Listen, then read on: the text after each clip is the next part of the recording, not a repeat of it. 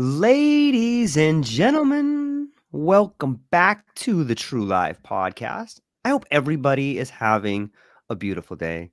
I hope I hope the birds are singing and the sun is shining and you are looking forward to your day. Unfortunately, life is not always like that, and you might be finding yourself walking through the flames of despair where you are molded and melted into something more beautiful. And we're going to talk about that today. I have with me an incredible guest. So, aloha and welcome to today's conversation where we are honored to host the extraordinary Dianna Kokoszka, a trailblazing entrepreneur, transformational leader, and master of unlocking human potential. With a legacy that spans decades, Dianna has redefined the art of coaching and leadership development, blending her expertise in neuro-linguistic programming with her passion for helping others achieve greatness. As the former CEO of Keller Mega Achievement Productivity System, MAPS Coaching, Dianna built one of the most powerful coaching programs in the industry, guiding a team of over 100 elite coaches and impacting thousands of lives. She is the mastermind behind the groundbreaking BOLD program, Business Objective Life by Design, a system that revolutionized the real estate industry and inspired countless professionals to shatter limiting beliefs and create lives of abundance and purpose. Her accolades are as impressive as her achievements, with honors such as the Stevie Award from Best Sales Coaching Program, Denver Entrepreneur of the Year, and recognition as one of the top 50 most influential women in real estate. Beyond the award, she has served on the presidents of the United States Business Advisory Council, a testament to her influence and ingenuity as a leader. Now, with her latest work, Becoming More, Dianna invites us on a journey of self-discovery and transformation, encouraging us to harness the creative, resourceful, and whole individuals we already are. Get ready to be inspired by her wisdom, captivated by her energy, and equipped with actionable strategies to elevate your life. Dianna, thank you so much for being here today. How are you? I'm doing great. Thanks for having me. I loved it when you said the sun's shining and the birds are singing. And I thought, wow, what a wonderful life, right? Yeah, I think it's important to understand the beauty in the small things, whether it's the sun shining and the birds singing, because sometimes that's all you have, right? Yeah, I think sometimes we get so much into this negativity because our brain wants to go that way. I mean, it loves negativity and it loves all that stuff. And we find ourselves starting to complain, which just gives us more to complain about. I have a statement that complaining equals garbage magnet. That you complain and you just get all this garbage coming into your life, right?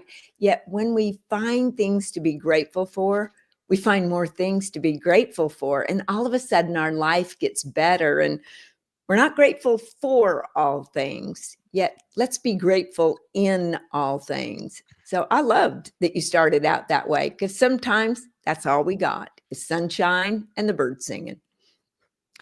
Yeah. And isn't it interesting that, I talk to a lot of people in the podcast world, especially with PTSD lately, for some reason. I'm speaking with a lot of veterans in the psychedelic movement, but it seems to me that there's this underlying part about trauma that unites all of us. And isn't it strange that in some of our darkest times, that's where we find the light? It's amazing to think about, like, oh my gosh, so many people fall into despair and they're like, I can't believe my wife has cancer right now. I can't believe my son died. But in those moments, you find this light, which may sound crazy to some people, but you find this strength you didn't know you have. And like that's where perseverance comes from. That's where you find out who you are. It spoke earlier about finding the resilience in trauma. Maybe you could speak to this a little bit. I know that you have had your series of finding strength and courage, but let me just push it off to you. What do you think? No, I agree with that. I don't know that darkness is the absence of light. I think darkness is sometimes we choose to be without light, because we're not looking for that little glimmer, because once we find that little glimmer of light, it's like the sunrise. It's just right there. And it's just this little tiny sliver of light. And then all of a sudden, it just keeps getting bigger and bigger and bigger. And yet we've got to focus on it, because what we focus on expands. And if we're focusing on all that trauma and whatnot, we're just going to get more. And I'm not saying that it's not a real thing. It's a real thing. Yep. I have a friend, Sean Mack, who actually takes wounded warriors and he takes Nice. them to Honduras and they go scuba diving. Now, these are people sometimes without arms and legs, and they literally, he puts them in the water. And he said, underneath the water, they reunite. They get that teamwork, that team spirit back, and he takes them in a team. And he said it's amazing what it does for their psyche because it gets them out into a different environment. And I think 80% of our success is the environment that we're in. Sometimes we just need to change the environment to help our brain change a little bit. Yeah, I can't agree anymore. You know what? Sometimes when I think about environment, I think about inner dialogue because that's the environment in which we always find ourselves, right? What do you think about that? Like maybe you can give us some examples of that. Well, George, thanks for asking because I do believe, I think there's 4 storytellers that live in our minds and we're I love always it. making up stories. Life is about one story to another, right? We talk about our stories, we tell our stories to other people, we tell other people's stories, like I just told you about Sean Mack and what he does with wounded warriors, right? It's always a story. Yet these storytellers in our head, the first one is a devious storyteller. It's the one that tells us we're not good enough. We don't have what it takes. We'll never be able to do it. We're too tall. We're too short. We're it's just all these limiting beliefs. Success is for other people. Money is the root of all evil. The devious storyteller wants to keep us down. It wants to make us so we believe those limiting beliefs and we start taking a stand for them. The second storyteller is just as bad. It's the flattering storyteller. It's the one that says, oh, I already know all that. I don't need to listen to anybody else. It puts us in a fixed mindset to where we're either good in math or we're bad in math, instead of a growth mindset that says, no, it's all about effort, not about certain talents. And then, of course, they're the reasonable storyteller. It's the one that scares the heck out of me. It gives us reasons and over results. It gives us the ability to blame other people, not taking responsibility. And then the fourth storyteller is the one that I really harness and work with people on. And that's the empowering storyteller, the one that allows us to take a stand for our greatness more than we stand for our limitations. And so I ask, which storyteller are you feeding each and every day? The words that we speak, the thoughts that we have. Which storyteller are you listening to right now on this podcast? The devious, the flattering, the reasonable, or the empowerment? I love it. You know, I'm a big fan of stories and storytelling, and if you look at the human condition, it seems like we have always been sort of storytellers. Whether you look back to some of the Homeric verses and you read about Odysseus and you read about these incredible adventures that people had and overcoming adversity and being tied to the mast and hearing the siren call, or the lotus eaters, don't be those guys, or whether you remember fifth grade camp and you sat around the fire and told some ghost stories about trying to get scared. And like storytelling is something we all do. And when you learn to understand your story and what you want it to be in relationships, like it can really be powerful. Maybe you could help us flesh out this idea between the storytellers and the relationship to others. Oh, wow. What a great thought, for heaven's sakes. Because, George, when we think about this, every story has a victim, it has a Yeah. villain, it has a hero. Now, some stories include coaches and mentors and counselors, etc. Yet those 3 elements of a story, we decide which one we're going to play. It's our story. The question is, are you the one that's creating the story, holding the pen, designing your own life, or have you given the pen to somebody else? Are you allowing someone else to write your story? And if so, what kind of story are they going to write for you? Isn't there going to be one that serves them? And the other part is sometimes we don't even play the main character of our own story. We're content to be a stand-in or an extra in the film industry to where it's not really about us. See, as a victim, we become the target, the whip. As the villain, we become the brute, the bully, the scoundrel. Yet the hero, are you being the hero of your own life story? That hero is the overcomer, the achiever, the rescuer. And it was introduced to me as a young girl. My grandmother was reading David Copperfield to us. And there was a part, and I'm not going to get the exact words, yet it said something about, if I am to be the hero of my own life, it is yet to be told. I went, wait, just a minute. The hero of my own life? At that time, the heroes in my life were like Superman and Captain America, and they were always saving somebody else. She's saying I could be the hero of my own life. I could save myself. And that struck me. And so I'd always loved Wonder Woman because her name was Dianna, like mine, and she stood for truth and, loyalty and all those things that I wanted to be known for. Yet, how many times do we forget that we can be the creator, the crusader, and the champion of our own story?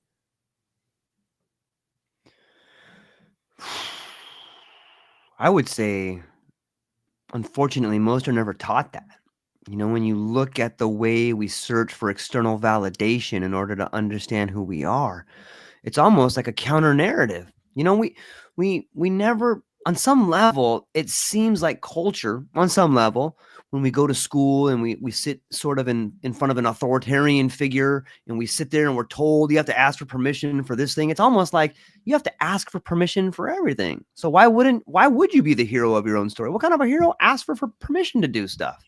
That's a great point. And think about what they do in school. I don't know about you. I got red marks for everything that was wrong. They never put like woohoo or a smiley face for everything that was right. It was always zeroing in. I mean, I drive my car. What does my car tell me? It only tells me what's wrong. And so I think we're brought up with this emotion of, oh, mistakes are not good. And see, I'm the person that believes mistakes are great when you learn from them. They're bad if you don't learn from them. Yet there's this cycle that we're in. We've all heard of some kind of success cycle where we learn, we implement, we fail, and we learn a new way. We implement, we fail, and it just keeps going and going and going. The problem is so many people want to go from success to success they forget about the failure. And you show me a successful person and I'll show you somebody that has made a lot of mistakes. Yeah. I think it's fair to say the people that really succeed the most are the people that have probably failed the most. And we don't ever celebrate their failures. You don't ever, congratulations, man. You just got fired. Woo, high five, man. No one does that, right?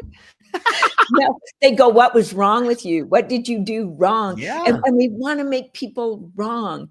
I think it was Sarah Blakely, and no, I forget who it is. I do apologize. Yet you might want to look it up.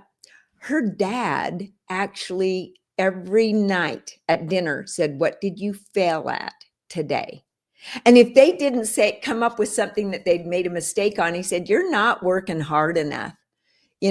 Because when you're working hard to improve yourself, you're going to make mistakes. And it reminds me of our granddaughter, great gymnast, and she would do things like a backflip on the bar, right, or on the beam. And I would go, take a breath, right? Yet she had to fall off that beam a few times before she actually got it right. If we wouldn't have let her fall, would she have ever been a great gymnast? No, you can't.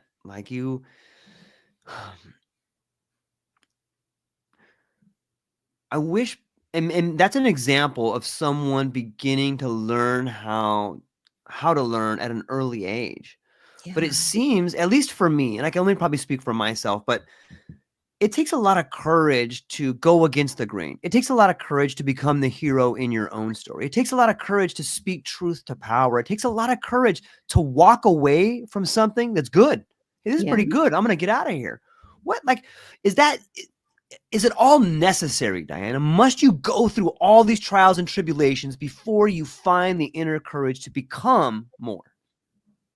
It's a great question, because we all get courage at a different level. Yeah. And it's how are we encouraged? What kind of mindset are we Love brought that. up with? I mean, a lot of the parents out there are literally forcing their kids into a fixed mindset. Let me give you an example. Okay. So let's say that your child gets an A on a math test. And you go, oh, yeah, man, I knew you would get an A. You are good at math. You are so good at math. You just ace every test. So, what did you just teach your child? Didn't you just tell them you're either good or bad at math? Well, that's saying that not everybody can be good at math. Now, I'm not saying some people are better at math than others, yet, if they put forward the effort, couldn't they be good at math? Because, see, a growth mindset, the parent would say something like, whoa, an A in math, great job. Man, you put that much effort forward in whatever you do in life, you're going to be a success just like that A on the math test. Now we're giving credit to the effort versus credit to the talent. And we can also say, for example, I'll go back to my granddaughter. She is very talented in spatial awareness. It is a gift of hers, and we all have gifts. And our job is to help everybody not only discover the gift, to open it up. There's a lot of people listening to this podcast that have a gift they've never opened up yet because nobody's ever helped them discover it. So, whatever that gift is, yes, you have a talent. Yet, if you don't put forward the effort, that talent is not going to multiply. And pretty soon it'll be taken away from you because you don't use it. So, fixed mindset, growth mindset. We're helping ourselves and others every single day with how we commend them, how we give them recognition. And I think we have to be aware of what we're doing to other people and training their brains to a certain way of thinking because we've trained our brains. The way we think right now, we may think our brain's doing the thinking for us. We've trained it to think that way. You've mentioned the word awareness a few times, and I feel like we are on the cusp of an evolution of awareness. Maybe you could speak to the idea of how your awareness has changed over the years and maybe speculate on how you see the future of awareness changing the world we live in. Ooh, you ask great questions. I love this. Let Thank me you. tell you, I've been on a lot of podcasts and you're good. So the fact of it is, awareness is the first step to change. You can't change something you're not aware of. For example, let's say I'd just eaten some spinach and I had some spinach in my teeth, and I'm sitting here talking to you, and you're seeing that green in my teeth, and you don't say anything. Well, I'm not aware of it. Yet, maybe I go to the restroom and I look in the mirrors, I'm washing my hands, and I go, oh my goodness, I have some spinach right here in my teeth, and I get it out. But I have to be aware to make the change. And once we're aware, then it's a decision. Are we going to make the change or we're not? See, I believe we're brought into this world looking innocent, and we leave this world looking like our decisions. So, what Mm. decisions are we going to make every day? And what are we becoming aware of? Are we allowing other people to help us with that awareness? Because right now we're in a society that, oh, whatever you want to do, that's okay. I'm not going to make you aware of anything. You want to do that? Oh, that's okay. Everybody is wonderful. And I'm all for diversity. I am all for allowing people to make those decisions. Yet I think sometimes, are we allowing ourselves to make them aware of the way maybe they speak? For example, when I hear someone say, well, I'm going to try that, I go, whoa, wait. How are you going to try that? Aren't you going to work at it? Aren't you going to do it or not do it? Yet try to pick up a pen. You either pick up the pen or you don't. There is no try. Yoda was absolutely correct on that one. Do we allow people to use words like, ooh, I'm afraid? Well, fear or faith, we get to choose. So where's the fear coming from? And is that a belief that we have deep down that we've trained ourselves to have? Because see, each and every thought that we have, the more we have that thought, the more it becomes a belief. And then that belief becomes a value, and that value and thought and belief all combine together to make those emotions. Are we listening to the words that people are saying and allow them, making them aware of those choices? For example, a lady said to me, "Oh, I have to go pick up my kids." And I go, "You have to or you get to?" Mm. And she goes, "Well, never thought about it." And I go, if you say to your child, "Oh, I had to go pick you up today, so I missed this," are you teaching your child they're worth something or they're a bother? Because, see, I think we get to do certain things instead of we have to.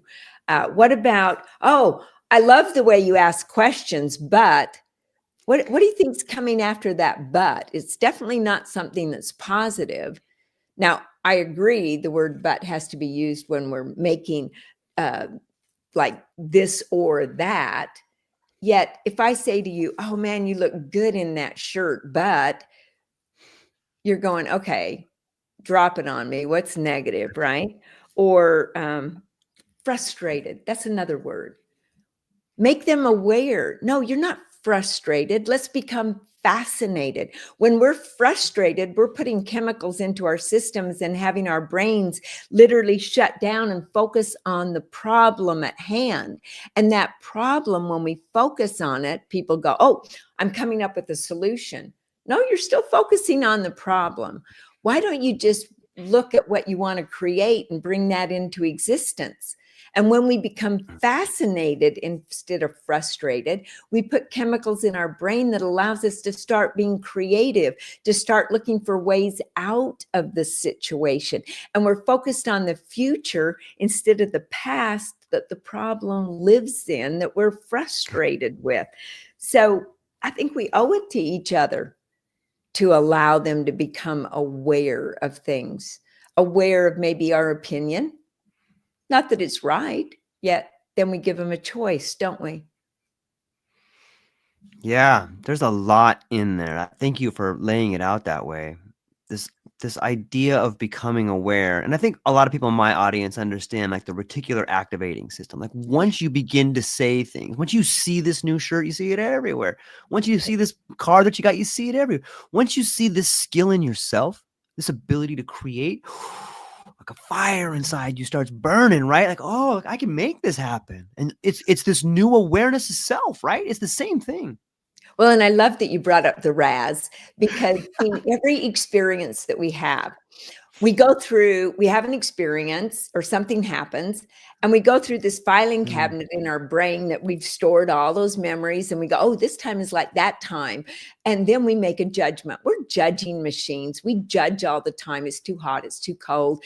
I like this person. I don't like this person. I like that shirt. I don't like the shirt. We're judging machines. And once we make a judgment, we make up a story. And that Mhm. RAS grabs hold of that story and it says, "Hey, your wish is my command. I'm only going to show you, because your eyes will only see and your ears will only hear what your brain tells it to, what the RAS tells it, you know."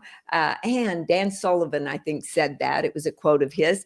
And interesting enough, once the RAS is in charge, it wants to make you look good. It wants to have you be right. Therefore, it predicts your future because it's only going to show you the story that you've made up. So, my book is about writing a new story. How do you retrain your brain to a new story? How do you find the mindset that you actually are holding? And it's mindsets, not mindset, because I found there were over 150 portions of mindset, like an abundant versus scarcity, negative versus positive, hubris versus humility. I mean, there were so many different mindsets out there. And Carol Dweck, well, she wrote an entire book about fixed versus growth, right? And so I took these 150 and I limited it down to 7 that liberate us and 7 that limit us. So if we're not aware of what's happening, if we're not making choices, if we're not telling our RAS what's important to us each and every day, then we're harming ourselves. And we go around life not even knowing sometimes what we're thinking. We have limiting thoughts and we don't even know it. And we don't know how to go into liberating thoughts or how to change to a liberating mindset. And that's what I set out on a quest to do.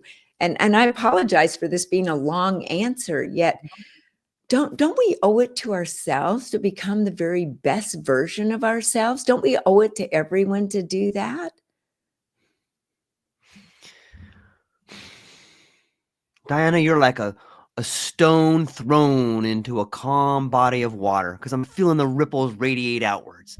Like isn't it amazing how when you begin to find who you are and you begin to find that you're the hero in your own story, it becomes contagious, right? Like I can't help but think about how we think about illness and wellness, but illness is contagious.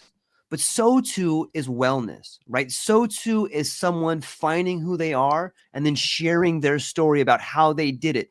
That too has an incredible effect on the people around you, how you affect the people in your story. When you start writing your own story, guess what? You get to have influence and help other people write their story.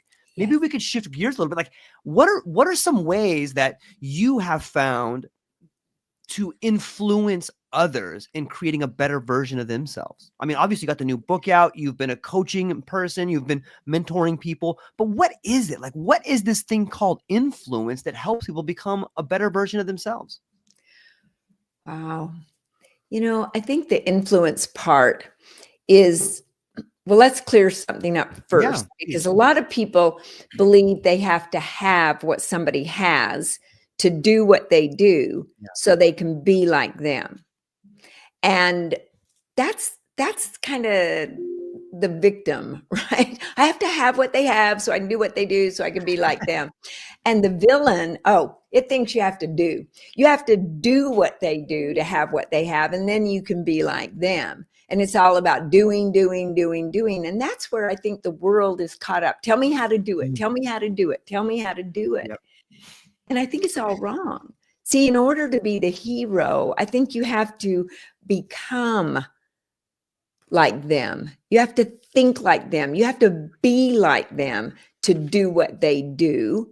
And then you can have what they have. So instead of having it be have, do, be, or do, have, be, we live a life of be, do, have.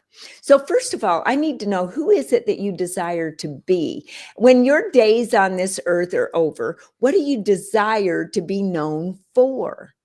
And are you living that life right now, today? See, in my book, I ask you to write your eulogy, as creepy as that sounds, and yet narrow it down to a couple of sentences. And when I did this, it was kind of creepy. And Georgia, I went through and I narrowed it down to, she added value to others and she made a difference. And so every day my phone goes off and at 7 a.m. it says, what did you do today? Or what will you do today to add value to others? And at 7 p.m. the alarm goes off and it says, what did you do today to add value to others? That keeps me accountable to what it is I desire to do in life, what I desire to be known for. But a lot of people, they don't even think about that. It doesn't occur to them, what am I known for? And is it what I desire to be known for? And am I confident in being that person that is known for that? So I don't know if maybe that answers your question or if I took us off in a different direction, yet I think it's important to start with the being, because you got to become more, you got to be something right now, right? Yeah. Yeah, no, it's right on track. I read there's a great book by Guy Debord called The Spectacle of Society. And there's this passage that's coming to me right now, and he talks about where we've kind of gone wrong on some ways. And not only is it a societal story, but it's an individual story. And in there, the passage is, I'm paraphrasing, but it's something along the lines of, we've gone from being into having, and from having into the illusion of having. And it's like this slide of cognitive abilities. Like if you want to do it, do it. No one is stopping you from doing anything. You can do it right now. You may not perform at the level that you think you should, or you may have this unrealistic understanding of what's possible today, but there's no one stopping you from becoming the very thing you want. Just speak it into existence. Begin it today, and you're doing it.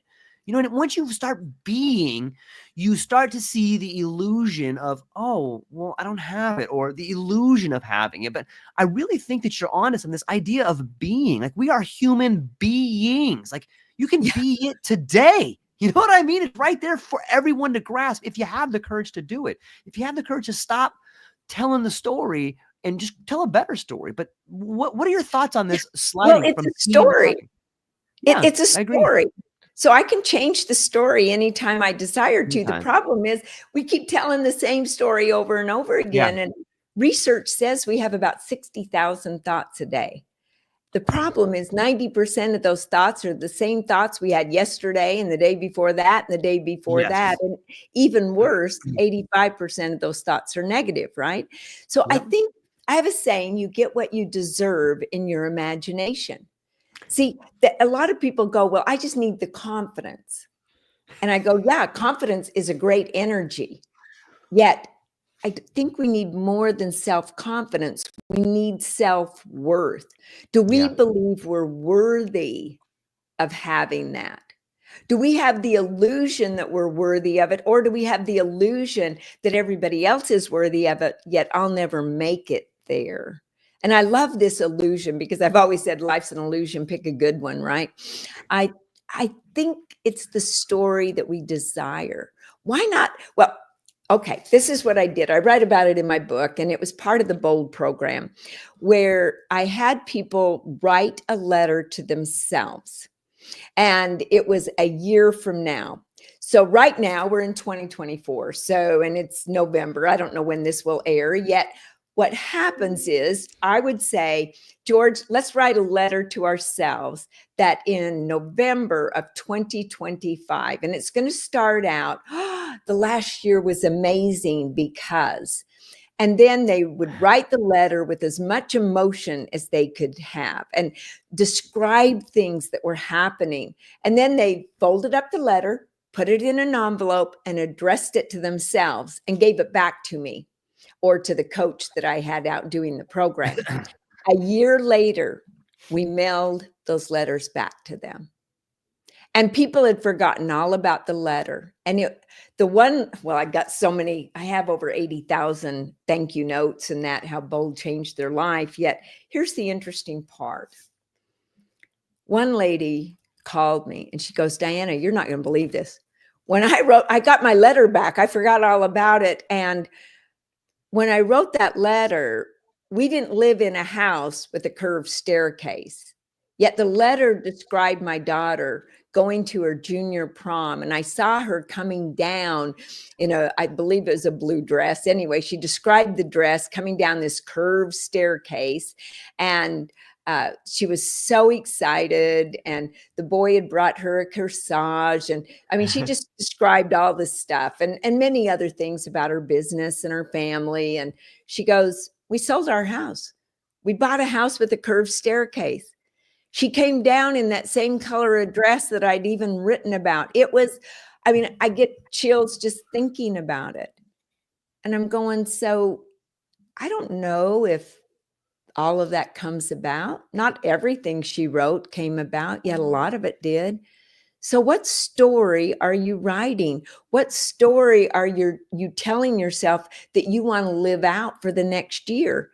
And there's going to be challenges. If you think you're going to go through life without being on a roller coaster ride, well, I don't know what life you're living, because if something bad isn't happening to you, it probably will soon, right? Because we have to go through the bad times. Otherwise, we would never recognize the good times, the darkness and the light. It takes both to have a great life.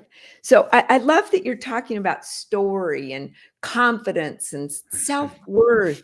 We got to believe in ourselves. And if you don't believe in yourself, borrow my belief in you. I don't know you, yet I believe you've got greatness inside of you. Find somebody that'll help bring it out. George, you started bringing it out. You had me so fired up when you were talking about getting going and deciding something. Make a decision to be great. Now, keep a victory log. Just write down tonight, just one sentence, something that you did really good and something that maybe you failed at that you redid or you're willing to redo. And do that every night and just keep building to where you become more. And if you want to know step by step how to train your brain, well, then get the book Becoming More. You can't get to better till you get to different. Most people don't want different, do they, George? It's really easy to stay the same, Dianne. It's really easy to not look at yourself and be like, okay, here I am. How do I change? Well, you got to be different. You got to be willing to do the things that are different. You know, and it's change is it's such a glorious form of despair. You know what I mean by that? Like, I'm going to change. Are you ready? Are you sure it's going to be beautiful? And then all of a sudden you take those necessary steps and you're like, oh my God, what did I do? What did I do? But that's where the magic is. Yeah. What did you do? You should burn the bridge. You know, I think Cortez was right on some of burning those bridges. Like, now what are you going to do? You can't go back. You've taken these bold actions. And now what? Let's see what you're made of. And as much despair is there, it's like you spoke about earlier, sitting in the dark and whether you close your eyes or you're actually in a dark room, you'll start to see a flicker. Hold on to that. What is that? Like that's that light. That's your heart talking to you, but it's there and it never left you. It's just that you stop feeding it. But once you begin, in my opinion, once you begin to look for that ember, just blow on it, and that despair turns into a new bridge, a bridge to a new, better version of you that is calling to you, begging you, please come over here. Please have better relationships, right? Is that too crazy? What you said, though, I love when you said, blow on the amber. Let's think about this. Okay. I could blow out a candle, right? I mean, anybody can pretty much blow out a candle with just one little, right? Yet, what about a forest fire? What does the wind do to a forest fire? It makes it bigger. It makes it spread. That's what you're telling us to do. Become like a forest fire, that when the winds blow, they ignite you more. They make you stronger. They make you go after it. They make you more powerful, more determined, more persistent. And yet, a lot of people, well, they live their life like they're a candle, and the littlest, tiniest thing comes along and it just, they're gone. The amber's out. You know, Bayard Bitar is a gentleman up in Canada, and he sent me this video, and it shows him on a rock. There's some snow around him, and there's a lot of snow. And he says, what books are you reading and rereading? And he had to put the words on the video because you could hardly understand him because the wind is blowing so much. And then he says, and where are your books taking you? And he was reading my book, and he sent it to me because he had a dream to climb a mountain. And that dream had lied dormant for so long. And he read the book and it rekindled that dream. It showed where he was. He was on Mount Kilimanjaro, 19,433 feet. It had been a dream of his from a kid. And he had never done it. No, he thought about it. Yet it wasn't until he blew on that amber. And that's what you're helping these people do today, George. You're helping them rekindle that dream. And they got to decide, are they going to be a candle? Or are they going to be like Bayard, who was this forest fire that when he had the winds blow, he went, I'm going for it. I'm going to climb that mountain. I'm going to achieve that dream. And I bet that had to be challenging for him. He didn't just go out and take a hike. He had to train. He had to do all sorts of things. Okay, we got a question coming in from Clint from Arkansas. He says, what separates a leader who inspires from one who merely manages? Oh, I love that. Because, you know, Peter Drucker was Peter Drucker was a great guy, and he was all about management. And he said that as a manager, you have the right or the capability of helping others to become more. You help them determine their gifts and feed those gifts. And I went, no, no, no, no, that's not management anymore. That's leadership. A manager is somebody that's very good with systems. They follow step 1, step 2, step 3, step 4, and they're very good at holding people accountable. A leader, you use the right word, they inspire, they influence, and they may take those steps 1, 4, 2, 3, right? They take those steps because they are inspiring you, and each and every person is just a little bit different. We're made the same, and yet we're not all the same. Even in the same family, we don't all think the same. A leader gets in. A leader helps you understand that maybe the way you're thinking isn't the best way to think. And that's where that inspiration comes from. See, most people think they have to have a title to be a leader. That's a thought, and it's a limiting thought. You're a leader of yourself. You're a leader in your family. You're a leader wherever you desire to be a leader. But leadership is influence. Nothing more, nothing less, like my mentor for 28 years, John Maxwell, says. So we got to study leadership. We got to be in the service of others to be a leader. A manager is in the service of getting the job done. A leader is in the service of other people so they can get the job done. A leader is there to develop other leaders. A great leader.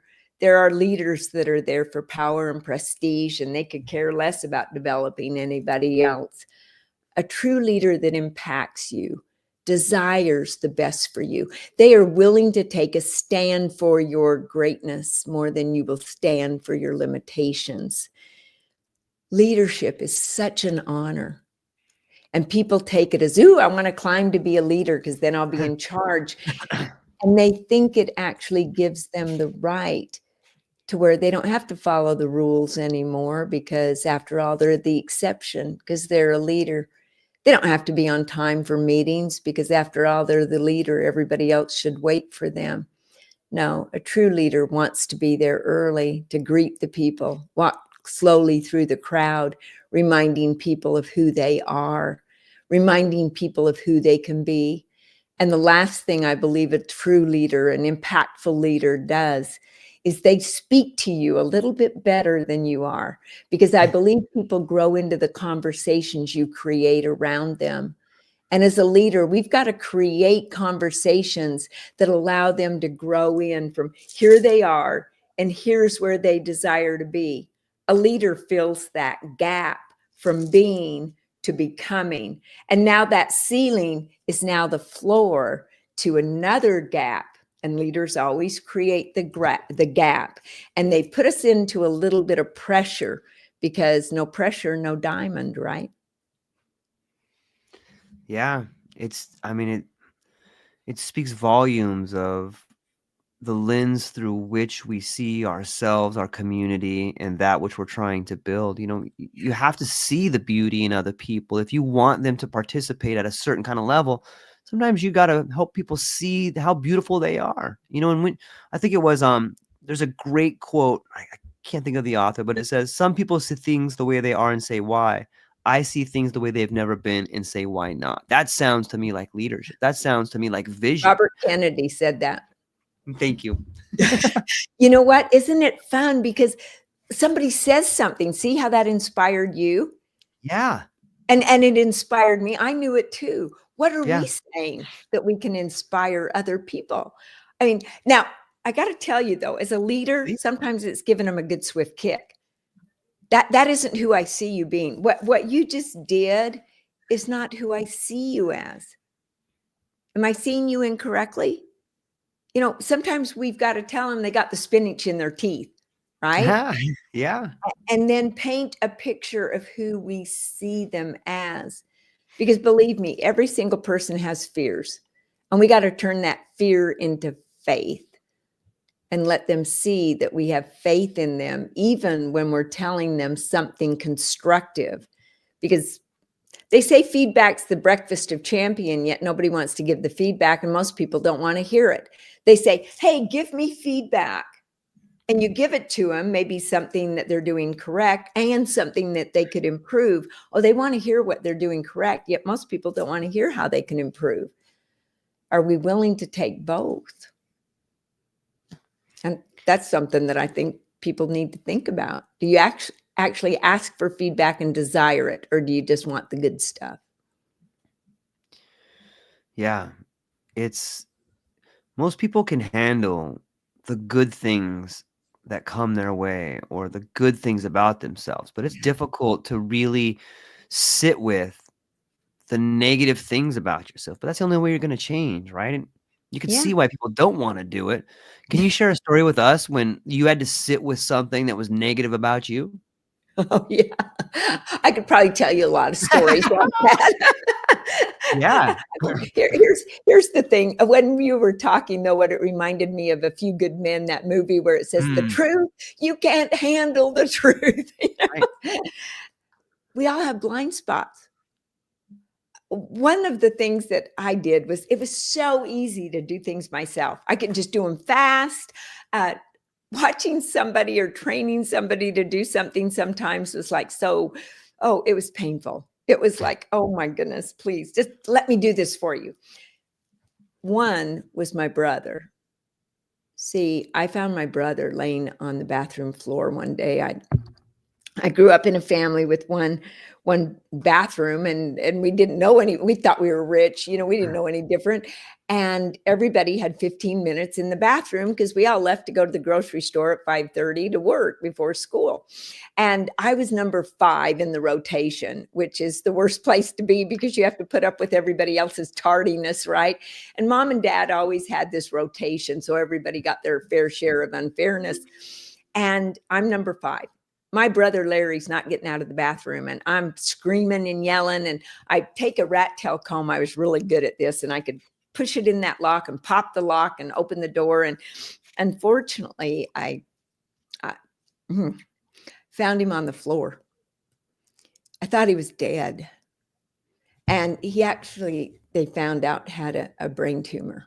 Now, that was back in the days where they didn't know that much about the brain. They didn't have rehab centers. They didn't have any of that. And so they sent him home. And it was interesting because mom and dad had the fortitude to buy a tape recorder. Now, a lot of the people listening to this probably don't even know what that is, yet you would have to hit record, and I would say a word, he would say the word, we'd rewind and play it back. Well, he had to learn how to walk and talk 4 different times in his life. And I look at that time where we listened and he said it incorrect, and he would do it again and again and again until he could actually get the word and say the word correctly. I learned then that feedback was really the breakfast of champions. So when someone came to me and they said, Dianna, you're really hurting people and harming them because you're not giving them the chance to learn how to do what you do. You're just taking over and doing it so it can go fast. Sometimes leaders have to slow down so other people can speed up. Now, I could have taken that and went, oh, they don't like me. Everything is bad. Yet it was great feedback. That we all have blind spots. I mean, I put my kids in a little red wagon going door to door because I couldn't afford a babysitter when I first started out. I got feedback. Of course, most of that was ridicule. Oh, you're going to sell your house with somebody that can't even afford a babysitter, or some lady that brings her kids everywhere she goes. Really, that's real professional, isn't it?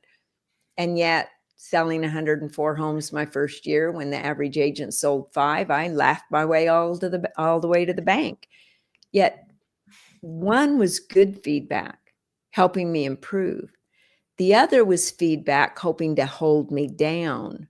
So you've got to determine what is the feedback, look in the mirror and say, yes, I am doing that. Yes, I was holding people back. I apologize to the people because when a leader messes up, they fess up. And I ask them to please, let's do it again. Now, that was at a very young age when I first started leading. And it was something that I really honor that person today. Natalie was her name, was the lady that told me, because she helped my leadership grow that day. And she was willing to show me a blind spot that I had. I'd had it for years, yet nobody else said a word to me. They just kept letting me be the person I wanted to be. So I'm going to ask everybody that's listening, are you somebody that cares enough for other people that you'll say, may I speak with you about something that I think would help you? And then tell them about a blind spot that you see? It's not bad. It's a blind spot. It's like having a car next to you. You can't see it till you go to change lanes and they honk at you and you go, oh, wow, okay. Yeah. So let's talk about those things. Yeah. The word authenticity comes to mind. And I can't help but think about the authentic nature of conversations, whether it's in becoming better, understanding loss, or selling a home. Can you speak to this idea? What comes to your mind when I say authenticity? It's fessing up to the things you do incorrect. So many people, they want to talk about their successes. And I think people actually learn more about our failures, right? Not our successes. And then it comes to a point where you go from wanting your own success to where you want significance, which is helping other people have success. If you want to help other people, are you talking about the times that you failed? Are you talking about the things that you did incorrect? I have a mentorship program. And when we were first starting, we were having a call, and well, actually we had an event, and I was talking with the people, and we were talking about the inner circle. Who's in your inner circle? And I talked about how I had chosen some people that should have never been in the inner circle, and why I chose them, and the mistakes that I made, and how I failed at it. And a lady came up to me the next day and said, Dianna, man, I learned more about what I want in my inner circle from you sharing how much you failed and what that cost you and what it cost other people than I did in hearing who should be in our inner circle. I think that's being authentic. I think it's also speaking from the heart and being able to say, I don't agree with you, yet I'll honor the way that you think. And I trust that you'll honor the way that I think, because we're never going to see eye to eye all the time. I mean, it'd be kind of creepy if we did. Yeah, my uncle used to say, if everybody agrees all the time, someone's bullshitting. Right? Like if you always agree, there's a problem right there. That's the truth. You know what? Right. You can smell the bullshit. I mean, it's almost like Totally. you want to get up on your chair because it's getting too doggone deep in here, right? Yeah. It's like, come on, nobody's that good. We're not living in the world of wave a magic wand, for heaven's sakes. Oh, all you have to do is think it and you can be it. Believe it and you can achieve it. Oh my goodness, come on. I can believe, or I can picture myself. I want to be the center of a women's basketball team, right? Well, I'm too short and I don't have what it takes. And I'm 75 years old, for heaven's sakes. I'm not going to be the center in a basketball team, no matter how much I believe it, I see it. I'm not going to achieve it. I mean, I think we've got to be someone that allows our talents to show up. And then let's go after it, believing it and making certain that it happens.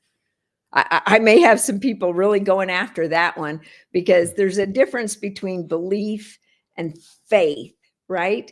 Mm-hmm. And trust. I think you have to have belief, faith, and trust to make anything work in your life. Yeah, it's like recipes, it's like ingredients in baking something that's worthwhile. You got to have these foundational things about it. You know, I think a lot about communication and the way in which people choose to communicate, whether it's authenticity or language or verbal patterns or all of these things. And I'm curious to get your opinion on this. I once heard a quote that said, if if past behavior is the best predictor of future behavior, like how do you see communication moving forward? Like we're moving into this digital age. You have really overcome and created a lot of value for people in the past using different communication methods. With this whole new movement of being on podcast and large language models and AI, what are some speculations, some trends you think may happen in the future of communication, and some things that are tried and true that will never change with communication? I think when people are upset, the true self comes out. AI is not going to help them with that one, that's for sure. Yet I believe that AI is literally helping to train people's brain. And Okay. if they say something long enough, let's think about a thought for just a minute. Okay. Maybe this will help, and then we'll go into the communication part. Is if I walk across a patch of grass and I keep walking across that same part, I mean, the first or second time, it's not going to make a difference. Yet when I walk across it over and over and over and over again, pretty soon it makes a rut, the grass goes away. That's the way your brain is. The more you have the same thought, it travels along a pathway. It's called an axon. And that axon becomes stronger and thicker and stronger, and nerve cells that wire together. And your brain wants to go fast. So it's automatically going to go down that path, whether you want it to or not. Now, the greatest part of neuroscience tells us nerve cells that no longer fire together, no longer wire together. So much like the patch of grass, you start taking a different pathway. Pretty soon the grass fills back in, and you never know that there was a pathway there before. Same way with your brain. So when AI, if you keep using AI and it keeps telling you the same thing, which a lot of it does because it uses the same words over and over and over again, it's helping to create those pathways. And so you're training yourself to think like the AI person rather than thinking on your own, allowing AI to help you. I don't know if that makes sense. Let me say it maybe a different way. If we let AI write our stuff and we memorize that stuff, then we're becoming like AI. If we allow AI to write something, we read it, and then we go write our own stuff, we're still keeping that humanness, that thought process. We're still keeping our own identity. And we're still communicating the way we desire to communicate. Communication is either effective or ineffective. I think the best effective communication we can have, if we're a leader, is to always communicate as though somebody's just a little bit better than where they're at. Communicating, I know this is a challenge, yet if anybody can do it, I believe it's you that can do it. Allowing them to grow into that communication that we're having with them. The communication that I'm seeing a lot is, some people want to swear a lot. They want to use cuss words. I don't know why. That's okay. I'm not here to judge them at all. You want to use them? Use them. Yet a lot of people think that that's lower communication, that they don't have the vocabulary. So it depends who you're speaking with, because communication is the response you get, right? You got to know who you're communicating to have effective communication. You've got to connect with that person on common ground to have great communication and great conversation. Otherwise, if you just communicate the way you do, the way you always do, you don't take into account who you're speaking to, then that's all about you. And as leaders, we're there to serve other people. Now, I'm not saying become somebody you're not. You got to be authentic, because that's important. Yet, is your communication authentic? Is your communication authentically serving the person that's out there? I think our communication is changing. I think a lot of it is changing to where the word I, me, and mine is used so much. Just listen. Go listen to a lot of podcasts. I. Did you know the research I found, I, me, my, and mine, is actually, they're finding that people that use those words a lot are prone to heart disease more than others. Now, go read the research. I'm not going to tell you all about it. It's quite extensive. And you're going, how did they know that? I don't know about you. When I listen to a podcast, well, I did this and I did that. And then it was my idea. And pretty soon you just want to turn it off. That is so entitled rather than we did it. A true leader talks about we, us, all the team. Teamwork made the dream work, right? Those kind of things. So how do you communicate? Is it all about you, or do you include other people?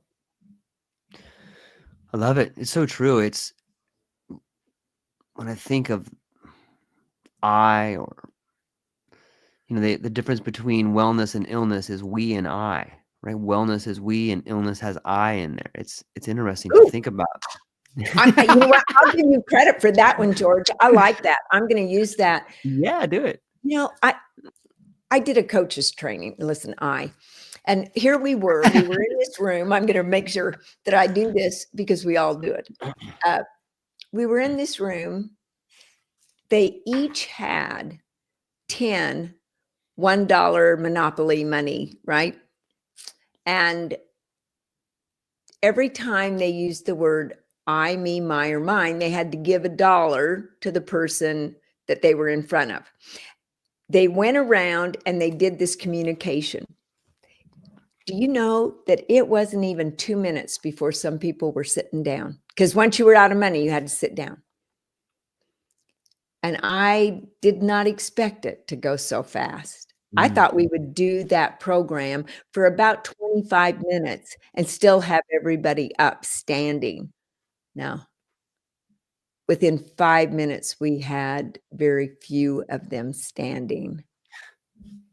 Boy, the lesson that they learned that day was amazing to me, because we don't realize how many times we use those words over and over again. I'll go back and listen to the podcast when it airs, and then I start counting.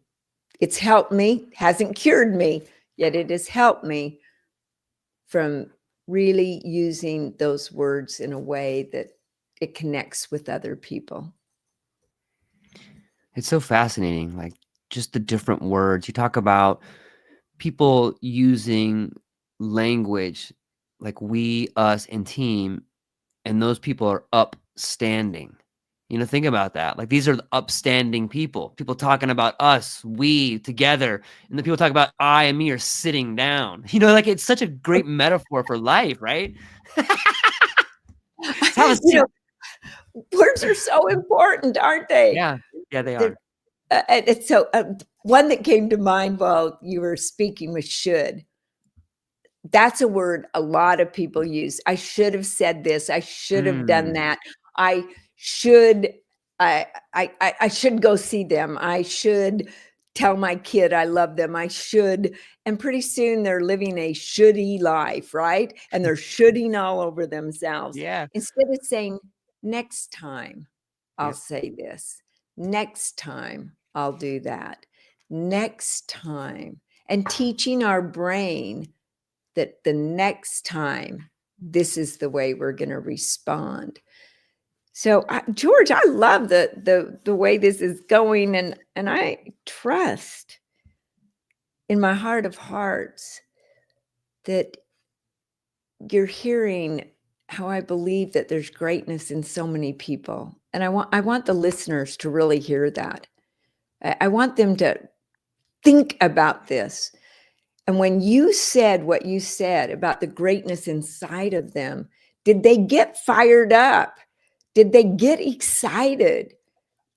That's impact for Clint, who wanted to know about impact. Go back and listen to that part when George was talking to you. That's impact. That's influence.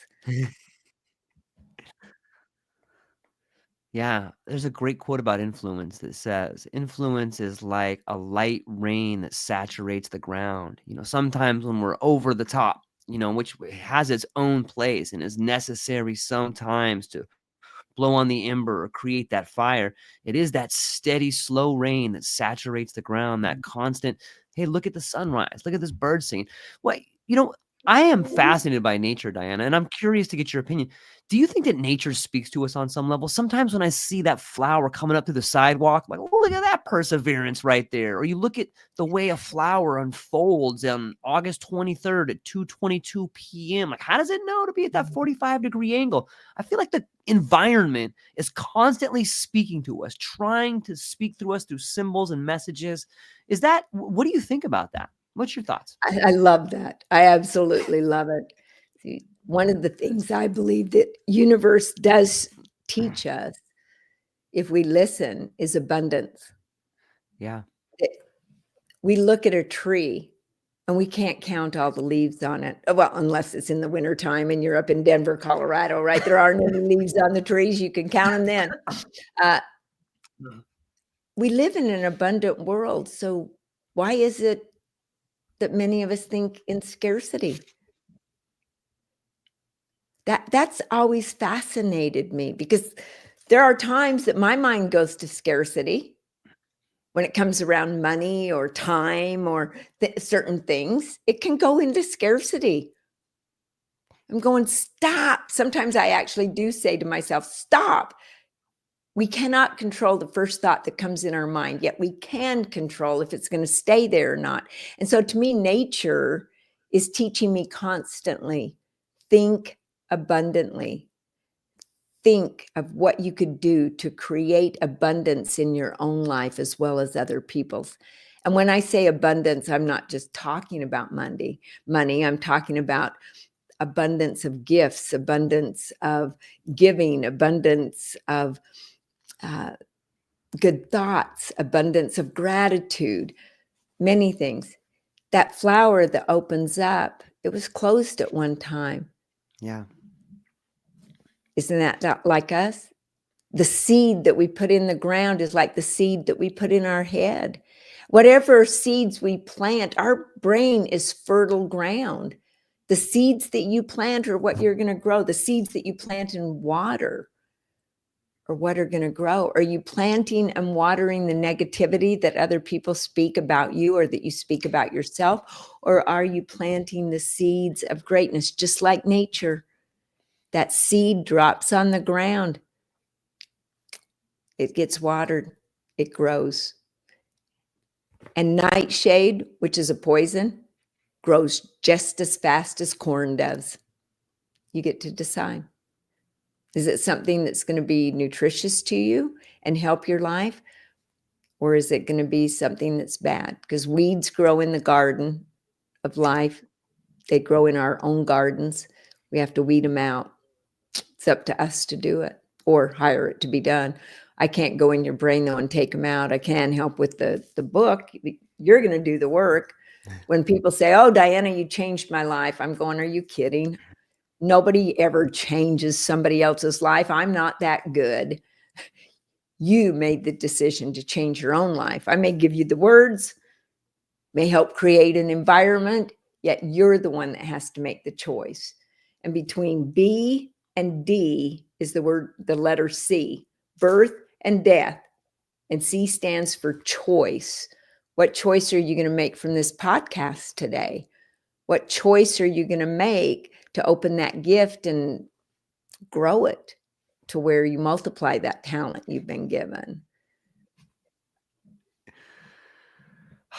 What a beautiful metaphor at the time of Christmas to talk about opening a gift. You know, like I just imagine people like it's Christmas and like you have this gift inside, you open it up, pull it out like you're 5, start playing with it. It's so beautiful. Dianna, you have been, yeah, go ahead. Oh, no, I was just going to say it's been so much fun to be able to talk with all of you today. Yeah, I agree 100%. I feel like our relationship is just beginning. I think that we can have lots more conversations and bring more people into the tent and have an even wider discussion and even have more impact. And I would love to do that. But you've been very gracious with your time today, and I'm very thankful. But as we're landing the plane here, I was hopeful that you would be so kind as to tell people who may be looking for that last minute Christmas gift where they can find your book, where they can hear you speak. If they want to reach out to you, how do they do that? You got your own website. Can you please tell people where they can find you, what you got coming up, and what you're excited about? Thank you so much for saying that. Yes, it's becoming more. You can't get to better till you get to different. You can find it on Amazon, and it would make a great Christmas gift, mainly Yeah. because you're going to help somebody retrain their brain to a new way of thinking. Maybe you have that negative Nelly somewhere in your family that you want to help them become more positive. If they'll read the book, give it to them, right? Or maybe have a book club where you can invite them in. You can find me on Facebook, Instagram, TikTok, and Dynamic Growth Collective is .com. Dianna Kokoszka is my name, and I'm here to help anybody that desires to have value added to them. I have a podcast called Becoming More. I too listen to a lot of podcasts like you do, George, and I'm so excited that I now get to listen to yours more and become your friend. Absolutely. Well, hang on briefly afterwards, Dana. I want to speak to you for a moment, but to everybody within the sound of my voice, now is the time. There's never been a better moment than right now to become the very best person you have ever been, and all your relationships will change, and the world will smile on you if you're willing to have the courage to become the very best version of yourself.